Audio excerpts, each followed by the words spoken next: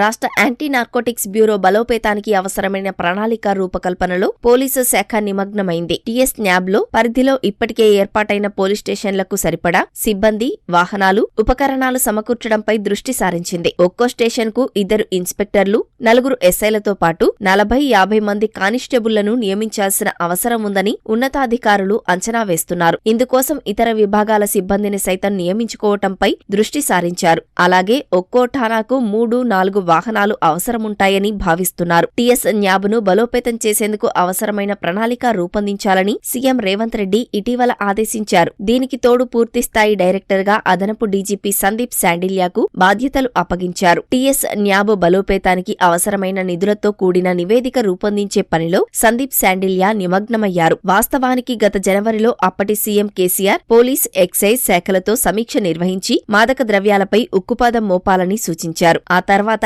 TS NAB ఉనికిలోకి వచ్చింది. అప్పటి హైదరాబాద్ కమిషనర్ సివి ఆనంద్ను డైరెక్టర్గా నియమించారు. అంతకుముందు మాదక ద్రవ్యాల నియంత్రణకు హైదరాబాద్లో సాగుతున్న హెచ్న్యూను టీఎస్ న్యాబ్లో విలీనం చేశారు. హైదరాబాద్, సైబరాబాద్, రాచకొండ, వరంగల్ కమిషనరేట్లలో పోలీస్ స్టేషన్లను ఏర్పాటు చేసి ఎస్హెచ్ఓలను నియమించారు. అయితే నిధులలేమి కారణంగా కొత్త పోలీస్ స్టేషన్లు అలంకారప్రాయంగానే మిగిలిపోయాయి. ఈలోగా అసెంబ్లీ ఎన్నికల హడావిడి మొదలు కావటంతో కార్యకలాపాలు ముందుకు సాగలేదు. తాజాగా ముఖ్యమంత్రి రేవంత్ రెడ్డి ఆదేశాలతో మరోసారి కదలిక వచ్చింది. టీఎస్ న్యాబ్ డైరెక్టర్ సారథ్యంలో దాదాపు 300 మంది కార్యకలాపాల్లో నిమగ్నమవుతారు. 4 ఎస్పీలు, 1 అదనపు ఎస్పీ, 15 మంది డీఎస్పీలు, 22 మంది ఇన్స్పెక్టర్లు, 44 మంది ఎస్ఐలు, 126 మంది కానిస్టేబుళ్లు, 88 మంది ఇతర సిబ్బంది ఉంటారు. వీరిలో ప్రస్తుతం డైరెక్టర్తో పాటు కొంతమంది ఉన్నతాధికారులు మాత్రమే ఉన్నారు. గతంలో మాదిరి నిందితుల్ని పట్టుకుని సంబంధిత పోలీస్ స్టేషన్లకు అప్పగించకుండా దర్యాప్తు, న్యాయస్థానంలో అభియోగపత్రం దాఖలు ప్రక్రియ వరకు